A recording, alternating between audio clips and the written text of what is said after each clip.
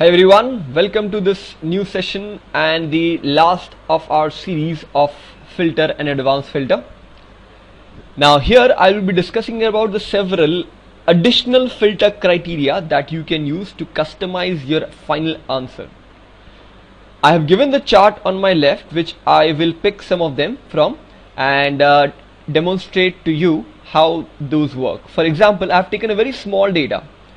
Park Avenue, Park Plaza, The Park, Park Hotel, Park, with some of them having numbers, some of them having none. Now, how do you customize the final output based on operators? For example, you want to take those names out which has location as Park, not Park Hotel, not The Park, not Park Plaza, not even Park Avenue, just Park.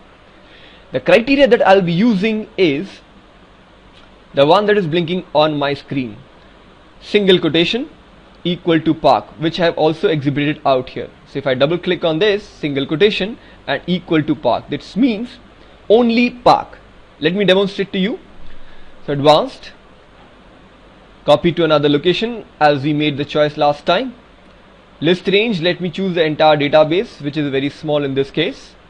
Criteria range, I am choosing location and copy to where, let's say starting from here. Okay, so notice only one answer popping in, that is just Park, because there is no other option which says just Park. Similarly, if you want to access those data which does not have anything, simply blanks, so in that case I'll be using a simple equal to under the respective column heading. Let me repeat the exercise. Advanced filter, copy to another location. The list range is the same as the one which is blinking on my screen, but the criteria range, let me change that to the one that is now shown on your screen and copy to where, let's say starting from here. Okay, so you notice if I optimize the column width, two answers with blank amount. Yeah, that is also given out here, equal to contain a blank. So if you want a non-blank entry, you would have to use less than and greater than, which indicates not equal to. So again, try different combinations. All the charting concepts are given here. For example, if you wanted something like Park, which contains Park anywhere, and which is between 10,000 and 20,000, or maybe 10,000 and $200,000. So you may say, among this chart, which must I choose which may contain Park anywhere? This looks good, but this tells me only contain the text Park. So let me access the one with the star concept. So let me formulate that problem. So single quotation equal to, and I may start with star, Park, and again star.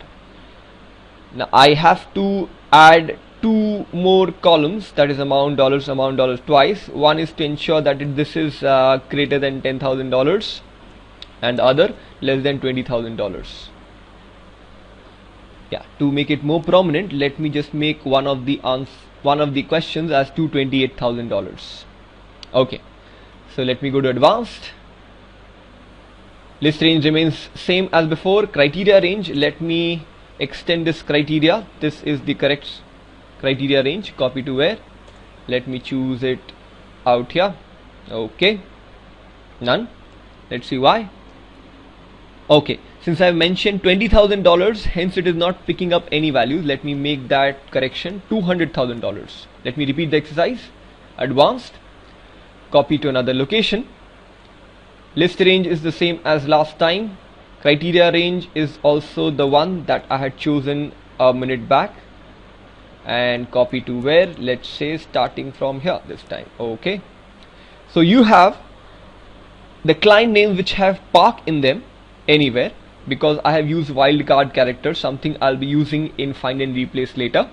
Also, it is not including the first value Park Avenue. Why? Because it is exceeding $200,000. So there you go, one line, one interpretation. Any name which contains Park should be greater than $10,000 but should be less than $200,000. So try different combinations, and I'm sure this will add to the capacity of advanced filter power. Thank you for attending this session, and we will see you in the next video.